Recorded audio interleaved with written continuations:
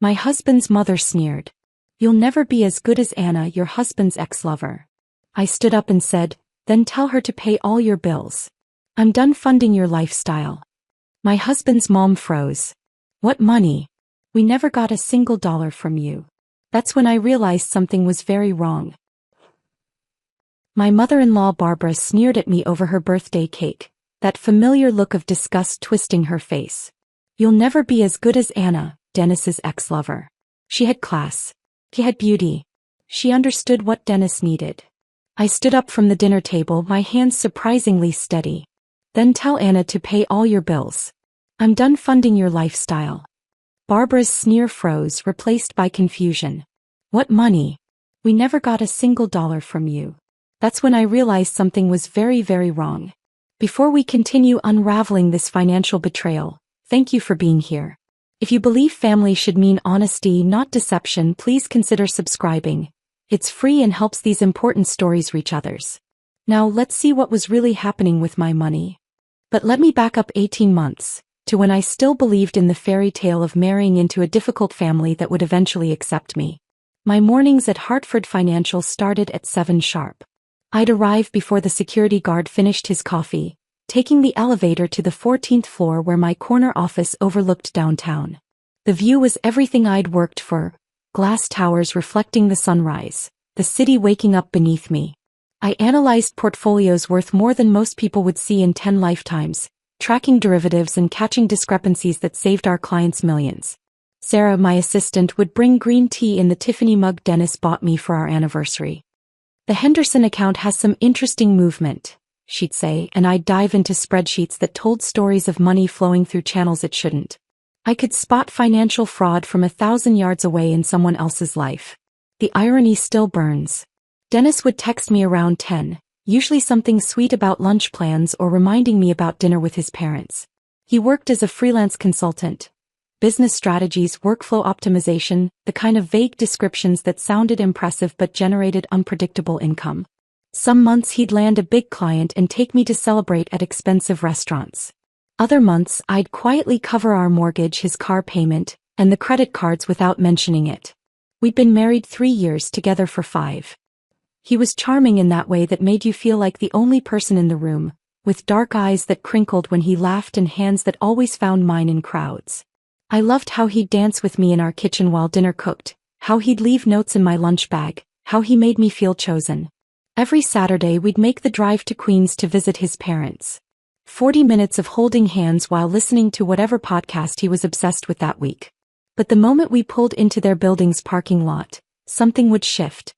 His hand would slip from mine, his shoulders would tense, and by the time we climbed the 3 flights to their rent-controlled apartment, he'd transformed into someone else's son. Robert, his father, would answer the door with genuine warmth. Janet, you look beautiful as always.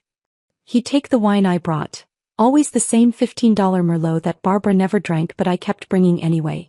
The flowers I'd picked up from the corner bodega would disappear into a vase, barely acknowledged. Barbara would be holding court in her living room, surrounded by photos of Dennis from every stage of life except the recent ones that included me. She'd look up from whatever she was pretending to read and offer that tight smile that never reached her eyes. Oh, you're here. Dennis, did you see the article about Anna's promotion? She's doing so well at the nonprofit. Remember how she used to organize those charity galas? And there it would begin, the Anna Show. Anna's new job helping underprivileged youth. Anna's volunteer work at the animal shelter. Anna's magical ability to make Barbara's arthritis pain disappear just by entering the room. The woman had been gone for 4 years, but her ghost sat at every dinner table, hung in the air of every conversation. Anna made the most amazing lasagna. Barbara would sigh over my carefully prepared casserole. She had this special ingredient. Love, I think. Dennis would shift uncomfortably, maybe squeeze my knee under the table but never speak up. Never say, Mom, Janet's right here. Never mention that Anna had cheated on him with his former best friend, which is why they'd broken up. That detail had been conveniently erased from family history. The financial situation came up gradually, then all at once. First, it was comments about fixed incomes not keeping up with inflation. Then, specific mentions of medical costs. Barbara's arthritis required injections that Medicare only partially covered. Robert's heart medication cost $300 a month after insurance. Their rent had gone up twice in 2 years, and Robert had started working part-time at a hardware store at 70 to make ends meet. One Thursday evening I was deep in quarterly reports when Dennis appeared in my home office. He had that look, the one that meant he needed something but didn't want to ask. He sat on the edge of my desk playing with my stapler. Mom called today. Dad's been skipping his medication to make it last longer. I looked up from my screen. That's dangerous. He needs those pills. I know. Dennis ran his hand through his hair, a gesture I'd learned meant anxiety. They're drowning, Janet. Mom's too proud to ask for help, especially from you, but they need it. How much? Maybe $2,000 a month? Just temporarily until they figure something out. I studied his face, saw real worry there. These were his parents, and despite Barbara's coldness toward me, Robert had always been kind. We can do that. There's one thing, Dennis said, not meeting my eyes. Mom doesn't understand online banking, gets confused by all the technology. And Dad's pride, he can't handle taking money from his son's wife. If I could receive it and pass it along, tell them it's from my consulting work picking up. It made sense at the time. Barbara was 71, always complaining about computers and smartphones. Robert was old-school Italian, the kind of man who still insisted on paying for dinner even when he could barely afford it. So I agreed, setting up automatic transfers from our joint account to Dennis's personal one, each carefully labeled in my spreadsheet. Barbara's arthritis treatment, Robert's medication, apartment maintenance. $2,000 a month. Then $2,500 when the rent increased. Small amounts to someone analyzing million-dollar portfolios, but they added up. So this was family. This was what you did for family, even when that family spent every dinner reminding you how inferior you were to a woman who'd been gone for years. 3 months had passed since I'd started sending money, and the transfers had become as routine as my morning coffee. That March evening, we sat around Barbara's dining table eating pot roast that was somehow both dry and swimming in grease. The apartment smelled of overcooked vegetables and the lavender air freshener Barbara used to mask the mustiness of old carpet. I had to skip my injection again this week, Barbara announced, cutting into her meat with dramatic precision. These treatments are just so expensive. Sometimes I wonder if the pain is worth bankrupting us. My fork stopped halfway to my mouth. The previous Tuesday, $2,400 had left my account, specifically marked for her arthritis treatment. I turned to Dennis, but he was already redirecting the conversation with practiced ease. Kyle got a new motorcycle, he said, gesturing toward his younger brother. Show Janet the pictures. Kyle pulled out his phone, eager to display the chrome and black Harley he'd somehow acquired despite being unemployed for 6 months. Got a great deal from a friend who needed quick cash, he explained, scrolling through photos of himself posing with the bike in various locations around Queens. Barbara didn't seem to register the oddity of her broke son buying a motorcycle while she supposedly couldn't afford medical care. She just smiled at Kyle with the warmth she never directed at me, reaching over to pat his hand. You deserve nice things, sweetheart. You've been through so much. The next few weeks brought more peculiarities.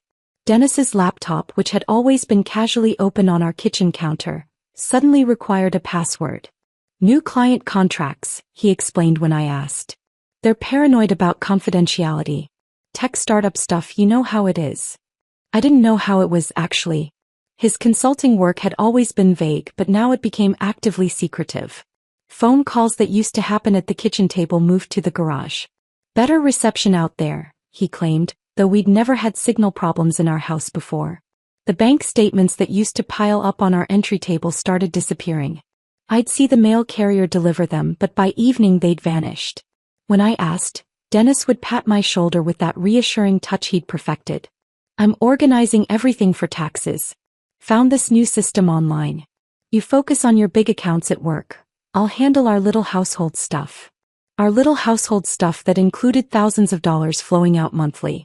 Late at night, I'd wake to find his side of the bed empty. Through the crack under his office door, I could see the blue glow of his computer screen and hear the rapid clicking of keys.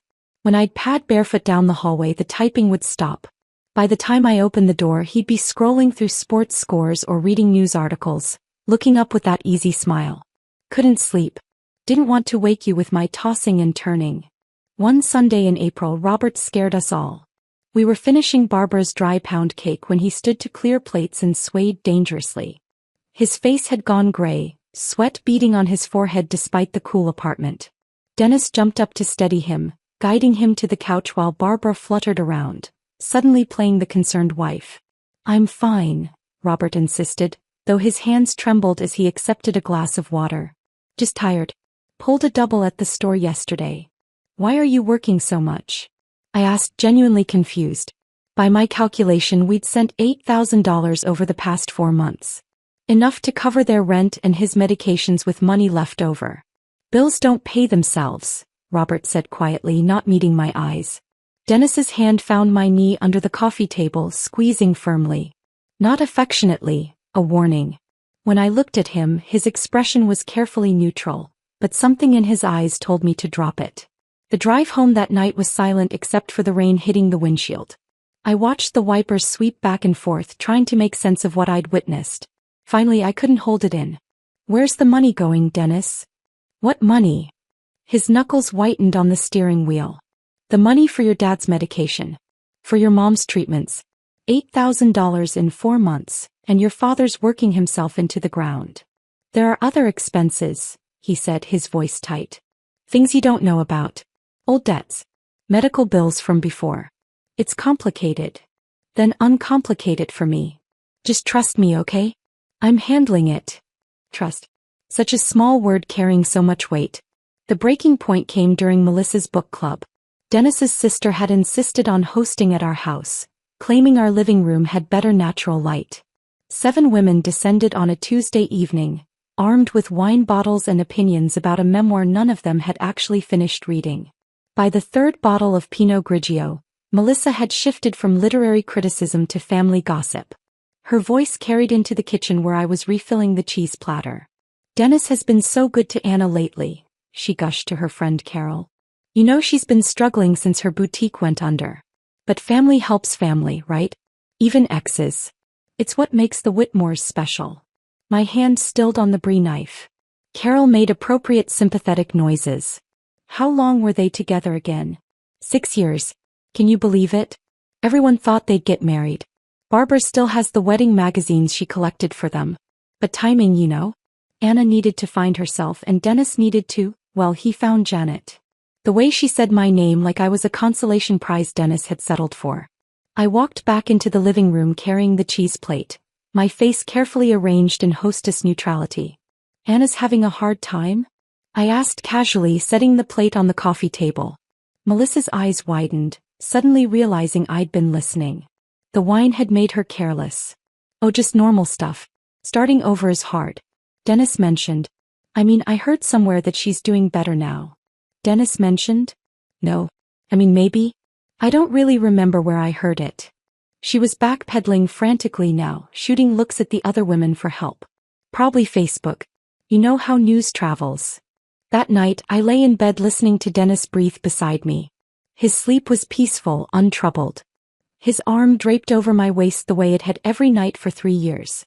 The same arm that held me during scary movies, that pulled me close in crowded places, that made me feel safe and chosen. But Melissa's words echoed in my mind. Family helps family, even exes. Dennis has been so good to Anna. I thought about the password on his laptop, the calls in the garage, the vanishing bank statements, Kyle's motorcycle, Robert's exhaustion, Barbara's skipped treatments despite my payments specifically marked for them. The numbers started arranging themselves in my head the way they did when I analyzed portfolios at work. Money in, money out patterns and discrepancies. $8,000 over 4 months, but no visible improvement in his parents' situation. Dennis's vague explanations. Barbara's continued complaints.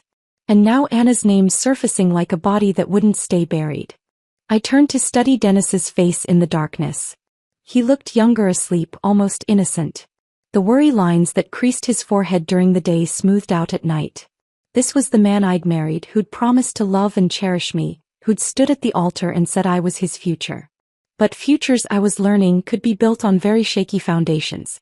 Sleep became impossible after Melissa's wine-fueled revelation about Anna. I spent the rest of that week moving through my days like a ghost, analyzing portfolios at work while my mind churned through possibilities. Dennis noticed nothing, still kissing me goodbye each morning, still texting me heart emojis at lunch, still curling around me at night like everything was normal. Thursday morning, he left for what he called an early client meeting.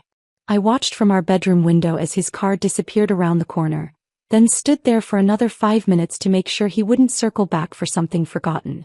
The house felt different when I was alone with my suspicions. Every corner seemed to hold secrets, every drawer might contain evidence. His laptop sat on his desk in the home office, closed but not locked away. Dennis had grown comfortable in his deception, careless with his tools. I opened it and faced the password screen, my fingers hovering over the keys. Our anniversary date, nothing. His birthday, nothing.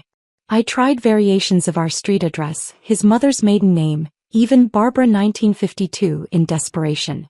Then, almost as a bitter joke, I typed, Anna 2020. The screen unlocked. My chest tightened as his desktop appeared, cluttered with folders and files I'd never seen. His email was already open in a browser tab, logged in and waiting.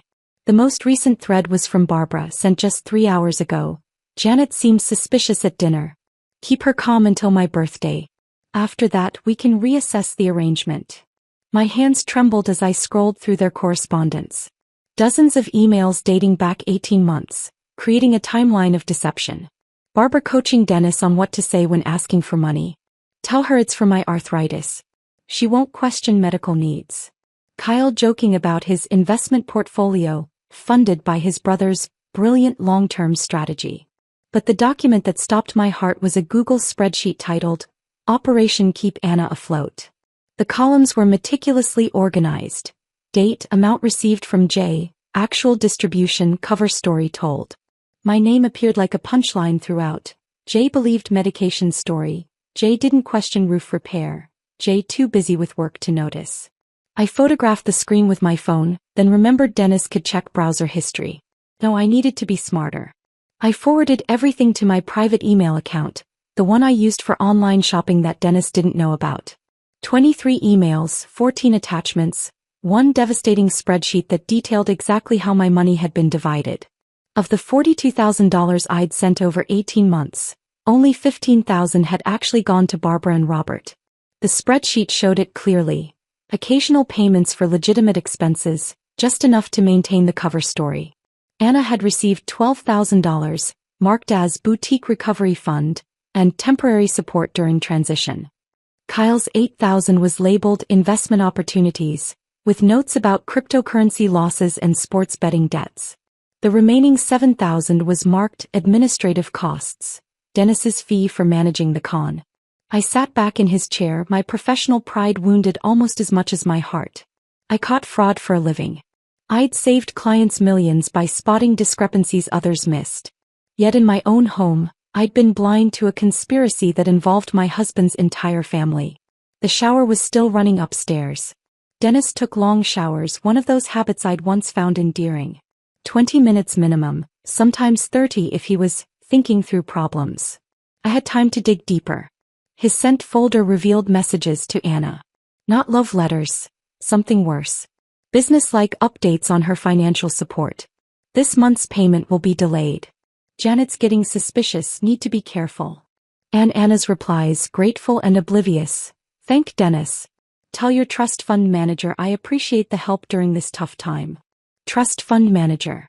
They told Anna the money came from Dennis's fictional trust fund. I printed everything, the printer whirring like my racing thoughts. Bank statements from our joint account showing every transfer. Screenshots of the Google Doc. The email threads. By the time the shower stopped, I had 40 pages of evidence tucked in my work bag. I closed the laptop, my heart pounding as I heard Dennis's footsteps overhead. By the time he came downstairs, hair still damp, I was at the kitchen table with my coffee and the morning news on my tablet, looking like any other Thursday. Morning, beautiful, he said, kissing the top of my head. Sleep well. Like a baby, I lied, not looking up from my screen. The rest of the morning was agony. Dennis hummed while making his breakfast, complained about traffic reports, kissed me goodbye with the same lips that had been lying to me for 18 months. After his car pulled away, I called in sick to work. The first time in 3 years.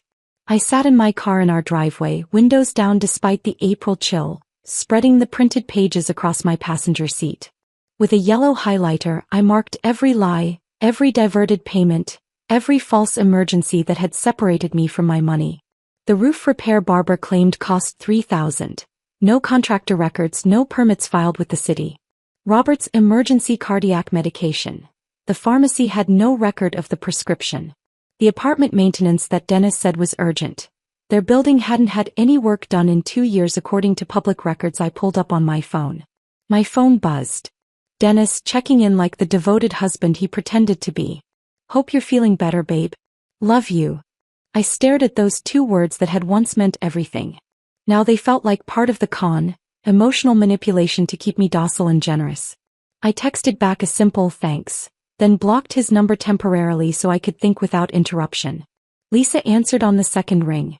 My college roommate had become a paralegal specializing in financial crimes. A coincidence that now felt like fate. Janet. How are you? It's been too long. I need your help, I said, my voice cracking for the first time all morning. I think my husband and his family have been stealing from me. Oh honey. Come over right now. Lisa's apartment was a 20-minute drive that I made in 15. She answered the door in sweats, her laptop already open on her coffee table. I handed her my folder of evidence and watched her expression shift from concern to shock to professional anger as she read. Janet, this isn't just theft. This is wire fraud. Conspiracy to commit fraud. When you cross state lines with electronic transfers based on false pretenses, it becomes federal. Federal. The kind where people go to prison. Your husband could get 5 years. Barbara and Kyle could be charged as co-conspirators. She pulled up legal databases on her laptop showing me similar cases. You have everything documented. This is a prosecutor's dream case. We spent 3 hours building a comprehensive file. Lisa helped me create a timeline, organize evidence, and prepare affidavits. She also gave me advice I didn't want but needed to hear. Don't confront them alone. Don't give them time to coordinate stories or destroy evidence. And whatever you do, don't let them know you know until you're ready to use it. Barbara's birthday dinner is Saturday, I said, an idea forming. The whole family will be there. Dennis, Kyle, Robert, even Melissa. Lisa smiled grimly. Public confrontation means witnesses. Smart. But Janet, are you ready for your marriage to end? Because there's no coming back from this. I thought about Dennis's password, Anna 2020. 4 years after their breakup, she was still important enough to be his digital key. I was the woman who paid the bills, but Anna was the one encoded in his memory. My marriage ended 18 months ago, I said. I just didn't know it yet. Friday passed in a blur of forced normalcy. I went to work, analyzed portfolios, attended meetings, all while my evidence folder sat locked in my desk drawer like a loaded weapon.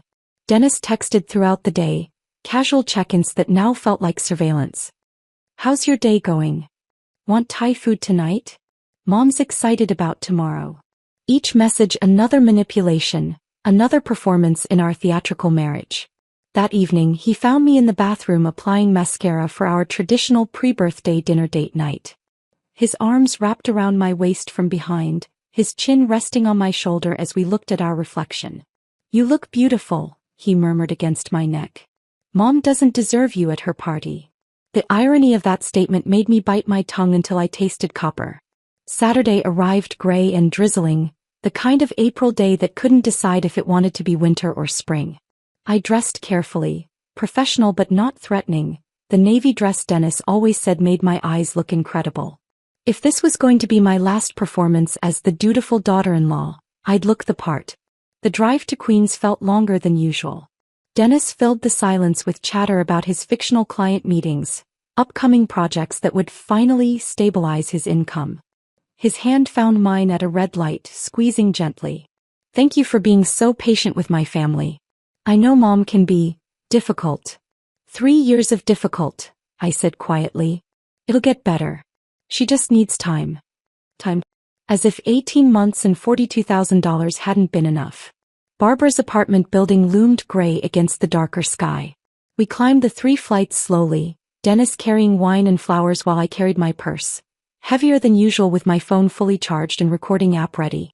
The stairwell smelled of cabbage and old carpet, someone's television blaring through thin walls. Dennis knocked rather than using his key, our arrival choreographed like everything else. Barbara opened the door wearing her best dress, the purple one she saved for church and special occasions. Her face lit up seeing Dennis, then dimmed slightly registering me behind him.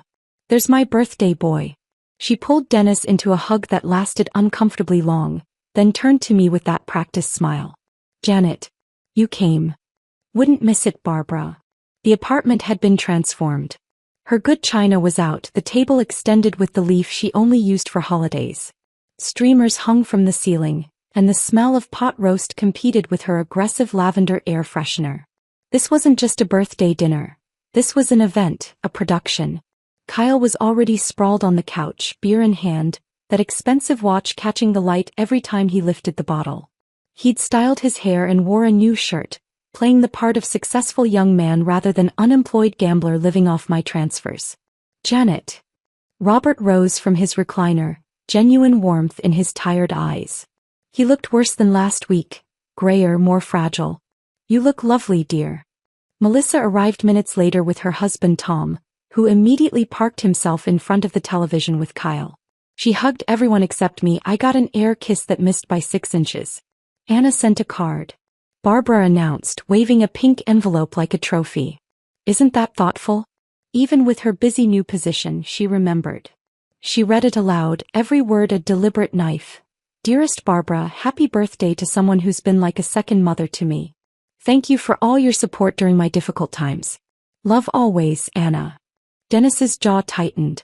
He knew this was too much even for Barbara.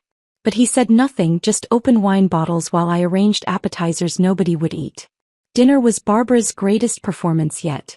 Story after story about Anna's accomplishments, each one presented directly to me like evidence in a trial. Anna's promotion at the nonprofit. Anna's volunteer work with disadvantaged youth. Anna's natural ability to make everyone feel special, unlike some people who just throw money at problems. That last comment made Dennis flinch, but still he stayed silent.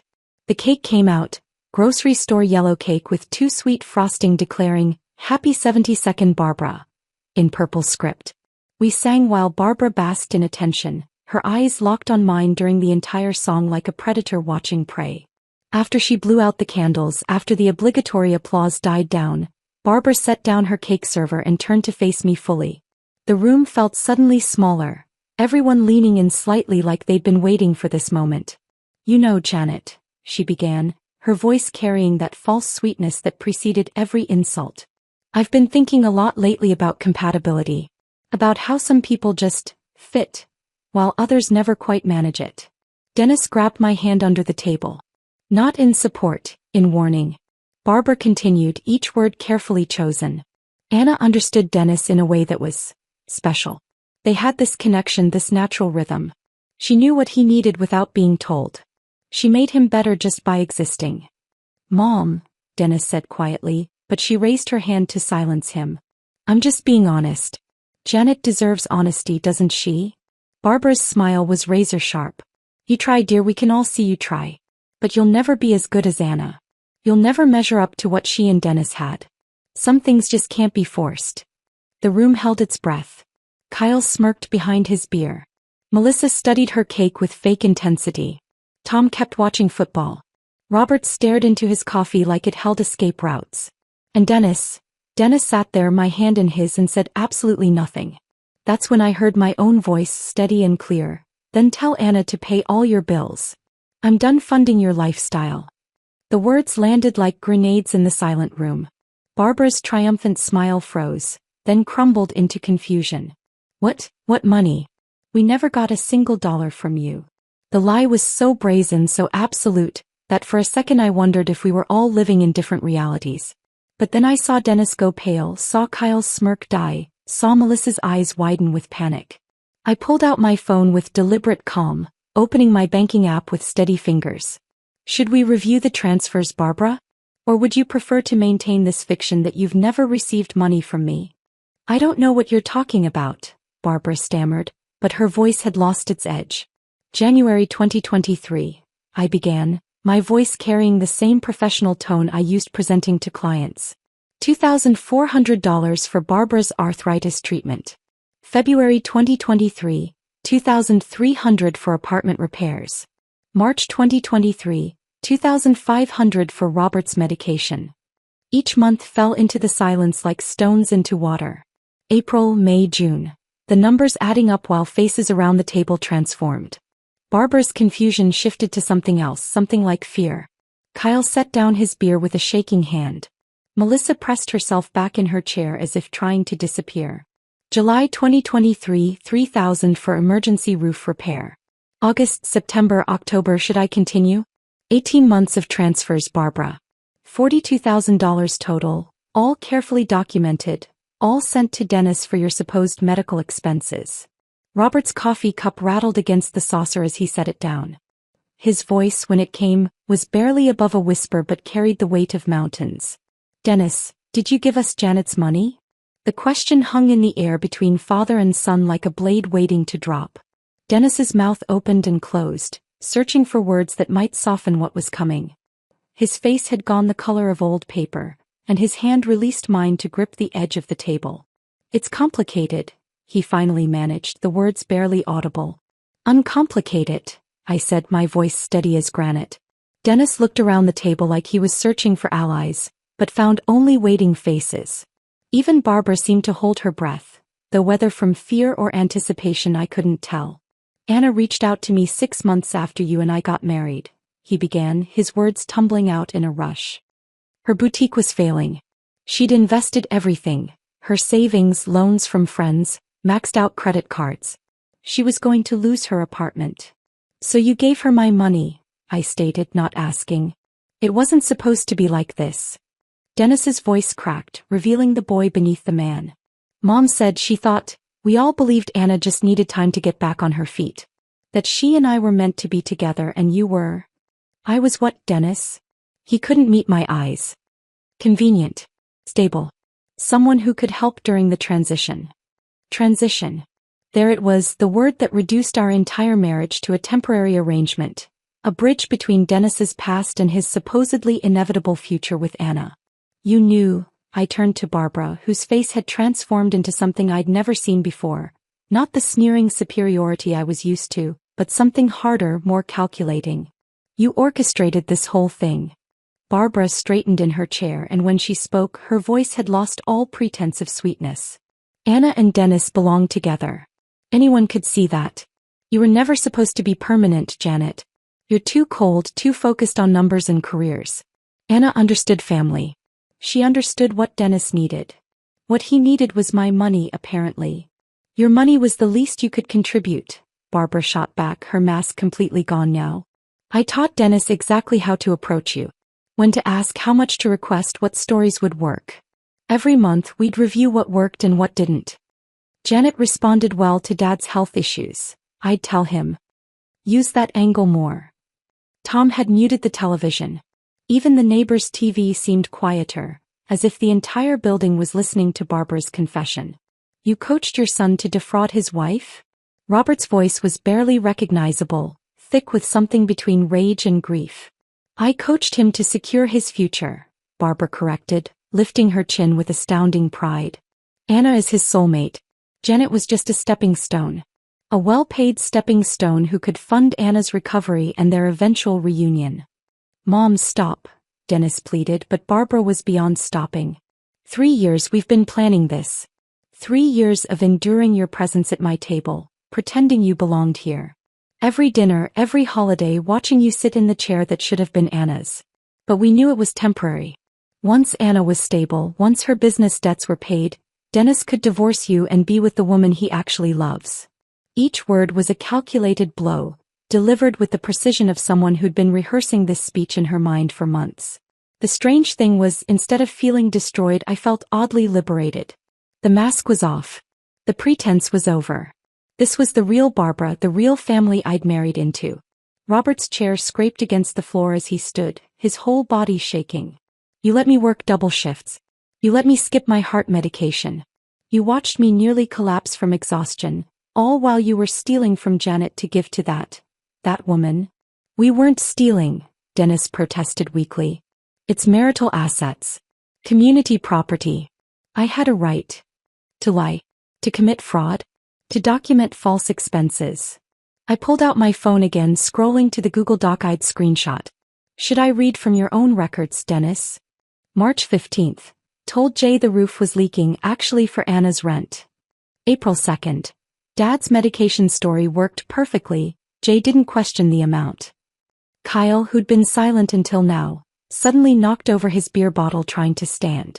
The liquid spread across Barbara's good tablecloth, but nobody moved to clean it. This is insane, he muttered, his eyes darting toward the door.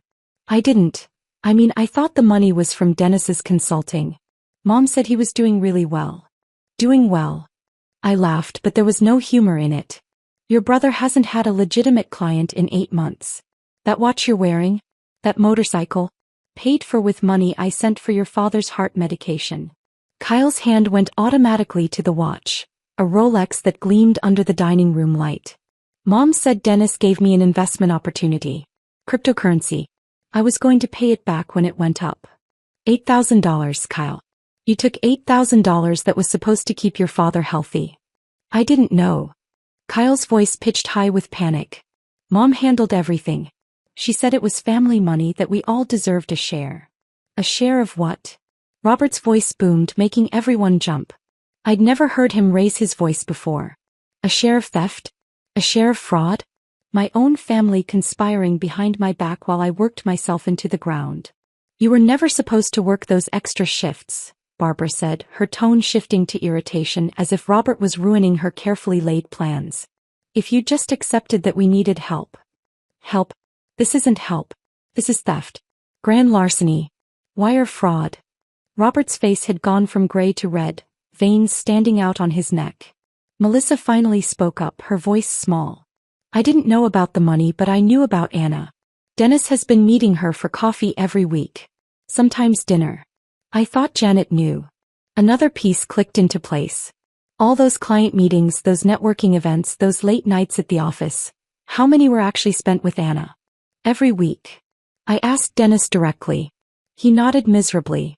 We needed to coordinate the payments. Make sure her creditors were being paid in the right order. It was business.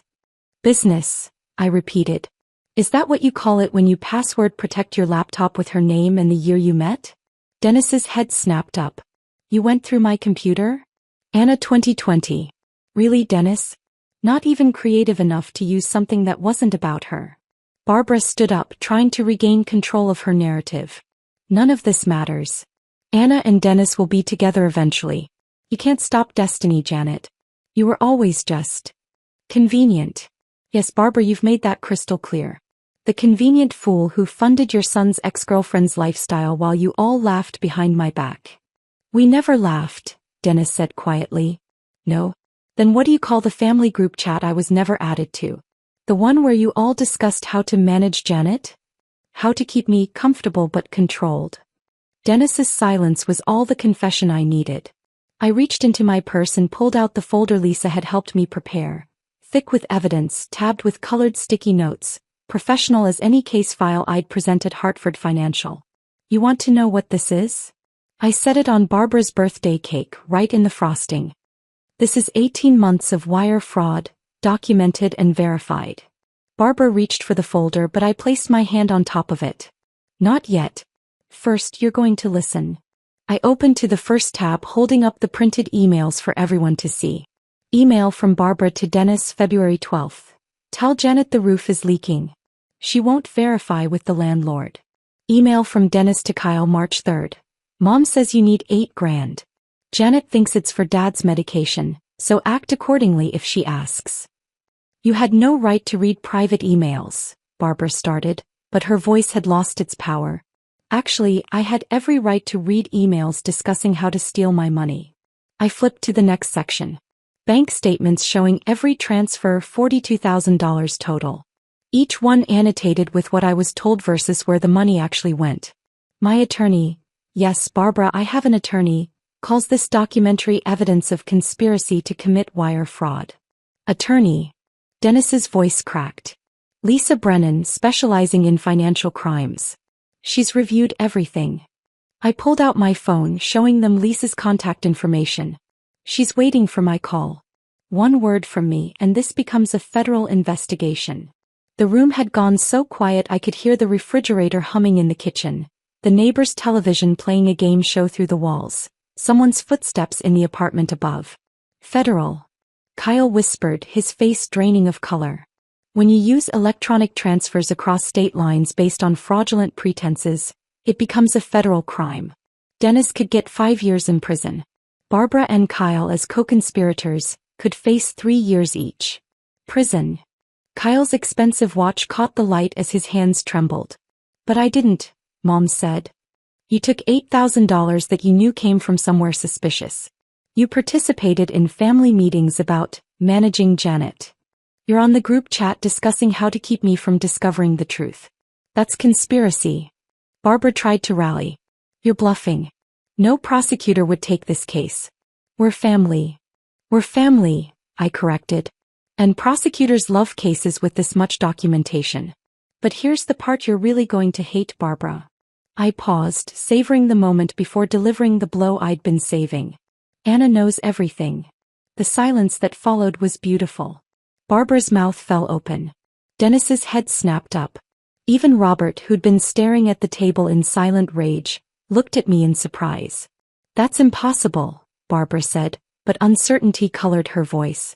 2 days ago I contacted Anna. Sent her screenshots of the Google Doc, the emails, everything showing where Dennis's mysterious trust fund money actually came from. Would you like to hear her response? I pulled up the email on my phone, reading Anna's words aloud. Janet, I'm absolutely horrified. Dennis told me the money came from a family trust his grandmother left him. I had no idea it was coming from you. I'm willing to return what I can and testify about what Dennis told me. No woman deserves to be treated this way. She's lying, Dennis said desperately. Anna wouldn't. Anna has more integrity than this entire family combined. She's already sent me records of every payment she received, thinking it was from your fictional trust fund. She's prepared to sign an affidavit confirming you lied to both of us. Barbara sank back into her chair, the purple dress that had seemed so regal now making her look like a deflated party balloon. The queen of manipulation, realizing her chosen princess had switched sides. But the best part? I continued, pulling out a printed text exchange. Anna sent me screenshots of Dennis's texts to her. Don't worry about paying me back, my trust fund is huge. Grandma wanted me to help people I care about. Janet doesn't know about the trust, she might feel weird about me having family money. I looked directly at Dennis. You lied to everyone. To me about where the money was going. To Anna about where it came from. To your parents about... Actually, I'm not sure you told your parents any truth at all. Tom had abandoned all pretense of watching TV, staring at the unfolding disaster with his mouth open. Melissa was crying silently, mascara running down her cheeks. Robert's hands were clenched into fists on the table, his knuckles white. So here's what's going to happen, I said, pulling out the documents Lisa had prepared. Option 1. Dennis signs this post-nuptial agreement acknowledging the $42,000 debt.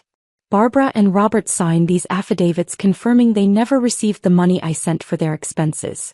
Kyle documents every cent he took and agrees to a repayment plan. Everyone cooperates and this stays a civil matter. Option 2. Barbara asked, though she clearly didn't want to know. Option 2 is I call Lisa right now. She contacts the FBI tomorrow morning. They freeze your accounts, investigate your finances, and you explain to federal agents how you orchestrated 18 months of wire fraud. I spread 3 documents on the table, pushing aside birthday cake plates and Barbara's anniversary china. Post-nuptial agreement for Dennis. Affidavits for Barbara and Robert. Financial disclosure for Kyle. This is extortion, Barbara said weakly. This is consequence, I corrected. Something none of you have faced before. Dennis reached for the pen with a shaking hand. If I sign this, what happens? We divorce. You repay the money from your retirement fund and future earnings. You stay out of prison. You get to keep your professional reputation, what's left of it. And if I don't sign? Then you explain to the FBI, your employer, and every future romantic partner why you have a federal fraud conviction. Dennis signed his name, each letter looking like it physically hurt him to write. His signature, which I'd once found so elegant on our marriage certificate, now looked like the scrawl of a defeated man.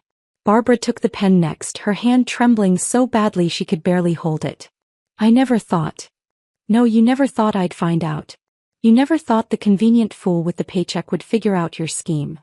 She signed, tears finally breaking through her composure. Not tears of remorse. Barbara wasn't capable of that. Tears of rage that her perfect plan had failed. Kyle signed quickly, eager to make this nightmare end. His Rolex caught the light one last time as he pushed the document back to me. Robert was the last to sign, and when he looked up at me, his eyes were red-rimmed. Janet, I'm sorry. I didn't know. I know you didn't, Robert. You're the only innocent person at this table. I gathered the signed documents, placing them carefully back in my folder. The evidence of their conspiracy now joined by their written confessions. I stood, picking up my purse, feeling lighter than I had in 18 months. Wait, Barbara said, trying one last manipulation. Family doesn't do this to family. I turned at the doorway, looking back at the wreckage of Barbara's birthday dinner. The cake with evidence folders crushing its frosting. The signed confessions among the china. The family that had conspired against me now turning on each other with accusations and blame. Family doesn't steal from family either, I said. Happy birthday, Barbara. I walked down those 3 flights of stairs and out into the April drizzle, leaving behind the wreckage of Barbara's birthday dinner. My phone started buzzing before I even reached my car. Dennis calling, texting, the family group chat I'd never been part of suddenly desperate to include me. I turned the phone off completely and sat in my car, rain pattering against the windshield, feeling something between exhaustion and exhilaration. The drive home was surreal. The same route I'd taken with Dennis just hours earlier, but now I was alone, my marriage effectively over, my evidence folder on the passenger seat like a silent witness to what had just happened. I stopped at a red light and caught my reflection in the rearview mirror. My makeup was still perfect, not a tear shed. Strong or numb, I couldn't tell. Lisa was waiting at my house when I arrived, sitting on my porch with a bottle of wine and 2 glasses. I figured you'd need this, she said, standing to hug me. How did it go? They all signed. I held up the folder. Every last one of them. We sat in my kitchen, soon to be only my kitchen, while I recounted every detail. Lisa took notes, already planning the next legal steps. File for divorce Monday morning, she advised. Strike while they're still scared. Dennis showed up at midnight, using his key one last time. I was still awake, expecting this. He found me in the living room with Lisa, who'd stayed for protection and witness purposes. Janet, please, we need to talk, he begged, his face puffy from crying. Talk to my attorney, Lisa said coolly. And leave your tea on the table. This is my house too. Not after Monday, I said. You signed a post-nuptial agreement acknowledging debt and fraud. No judge will let you stay here. He stood there in our doorway, my doorway, looking like a stranger. Had he always been this small, this pathetic? Or had I just been too in love to see it? I loved you, he said quietly. You loved my paycheck, I corrected. There's a difference. Monday morning, Lisa filed the divorce papers while I went to work. Sarah, my assistant, took one look at my face and brought me extra strong tea without asking questions. By noon, the news had somehow spread through the office. Not the details, just that I was divorcing Dennis. My boss, Margaret, called me into her office. I heard about your situation, she said carefully. Do you need time off? No, I need to work. I need normal. He studied me for a moment. There's a senior partner position opening next month. I wasn't going to mention it yet, but given everything, maybe focusing on your career would be good for you. Dennis was served at his parents' apartment that afternoon. He called me 17 times before I blocked his number. Then Barbara started calling from her landline, leaving voicemails that progressed from pleading to threatening to sobbing. I saved them all. More evidence just in case. By Thursday, Dennis had liquidated his retirement fund. $30,000 appeared in my account with a memo. Partial payment per agreement. The remaining $12,000 would come in monthly installments of $500, though I doubted I'd ever see all of it. Kyle texted me that weekend, lost my job because of you. You never had a job, I replied, then blocked him too. The real surprise came 3 weeks later. Anna called, her voice tentative. Janet? I know this is weird, but I was wondering if we could meet. I have some things to tell you. We met at a coffee shop downtown, both of us awkward until Anna said, so we both married into the Whitmore dysfunction, and we burst out laughing. Technically, I never married in, she corrected herself. Thank God. Anna showed me years of emails from Dennis, dating back to their relationship and continuing through my marriage. The recent ones about his trust fund were just the latest in a long pattern of lies. He'd been lying to her throughout their relationship too, about his job prospects, his family's financial situation, even about why they broke up. Barbara told me you cheated on him, I said. Anna nearly spit out her coffee. What? He cheated on me. With my roommate. Barbara knew. She helped him cover it up. We sat there for 3 hours comparing notes, uncovering lies, realizing how deeply we'd both been manipulated. When we finally stood to leave, Anna said, we should do this monthly. Like survivors group therapy. Our first official dinner was at an Italian place, where we toasted with expensive wine I could finally afford since I wasn't funding Dennis's family anymore. To Barbara's matchmaking skills, Anna said, raising her glass. She wanted Dennis to end up with me so badly she forgot to ask if I wanted him back. What did you tell him when he reached out after the birthday disaster? I told him I was testifying in your civil suit and to lose my number. The civil suit was Lisa's idea. Since they'd all admitted to the fraud in writing, we could sue for damages beyond just the stolen money. Emotional distress, financial manipulation, conspiracy to defraud, Lisa listed, building her case. Dennis's consulting business, already struggling, completely collapsed when word got out about the fraud. Apparently, clients don't trust financial consultants who steal from their spouses. He moved back in with Barbara and Robert, sleeping in his childhood bedroom at 34, surrounded by high school trophies and memories of when he had potential. Barbara, according to Melissa, who still texted me occasionally, had become unbearable to live with. Without my money cushioning their lifestyle, she had to face the reality of their situation. A fixed income that barely covered rent, no savings, and a son who couldn't support himself, let alone them. Robert was the only one who showed genuine remorse. 2 months after the birthday disaster, he sent me a letter. Handwritten, formal, the way his generation communicated important things. Dear Janet, it read. I've spent weeks trying to find the right words. There aren't any. What my family did to you is unforgivable. You deserved better from all of us, especially from me. I should have protected you. Instead, I benefited from their crimes while remaining willfully ignorant. I'm deeply sorry. I helped Robert apply for Medicare assistance programs, sending him information about prescription coverage he qualified for but didn't know existed. He never asked, I just did it. Not for Dennis or Barbara, but for Robert, who'd been as much a victim as I had been. His Christmas card arrived in December, just a simple store-bought card with one line written inside. You deserved better from all of us. No request for forgiveness, no manipulation, just acknowledgement. I kept Robert's Christmas card on my refrigerator with a magnet shaped like a sunflower, the only reminder I allowed myself of the Whitmore family. January arrived with snow and silence, the kind of peace that comes after surviving a hurricane. My new routine was simple. Work, therapy, and learning to be alone without feeling lonely. Dr. Morrison's office became my Wednesday sanctuary. She was a small woman with silver hair who never rushed our sessions, even when I spent 20 minutes sobbing over how I'd missed such obvious signs. You weren't blind, Janet. You were trusting. There's a difference, she said during our 3rd month together. Your instinct to help family in need wasn't wrong. Their exploitation of that instinct was. We unpacked everything. My need to be the perfect wife, the way I'd rationalized every red flag as a cultural difference or temporary situation. I analyze million-dollar portfolios, I told her one afternoon. I catch fraud for a living. How did I miss this in my own home? Because you weren't looking for it there. We don't audit the people we love. The anger came in waves. Some days I'd be fine, focused on work and moving forward. Then I'd see a couple holding hands at a coffee shop, and rage would surge through me so hot I'd have to leave. The humiliation was worse, knowing that for 18 months, an entire family had been laughing at my expense, calling me convenient, planning my replacement while spending my money. The grief is real too, Dr. Morrison reminded me. You lost the family you thought you had, the marriage you believed in, the future you'd planned. Let yourself mourn. February brought news through the grapevine. Melissa still texted occasionally, unable to resist sharing family drama. Barbara's arthritis had flared severely. Without consistent treatment, she could barely open jars, struggled with stairs. The bitter part of me felt vindicated.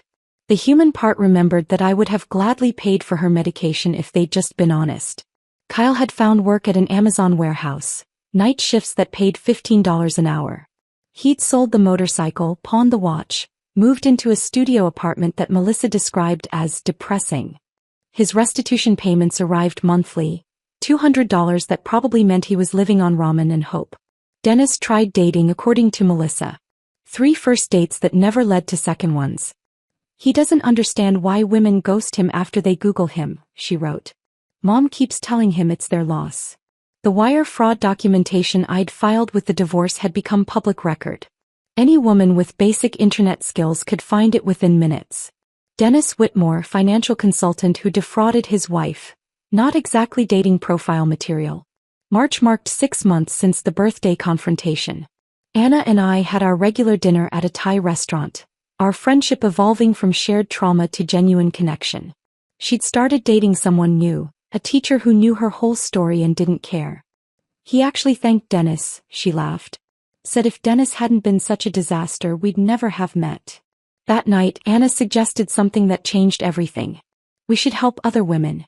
How many are out there right now funding their husbands' secrets, thinking they're crazy for being suspicious? We started small. A Facebook group called Receipt Keepers for women who suspected financial abuse in their relationships. Within a week we had 50 members. Within a month 300. Women sharing stories that echoed mine. Money disappearing, elaborate lies, family conspiracies.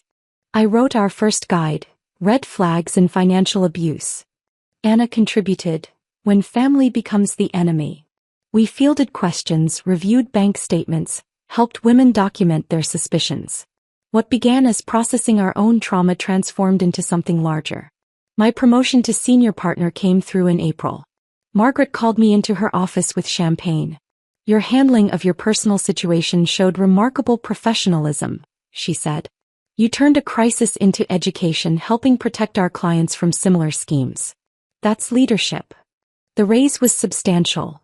More than enough to cover what I'd lost to the Whitmores. I celebrated by buying a new apartment, smaller than the house I'd shared with Dennis but entirely mine. No memories in the walls, no ghosts in the corners.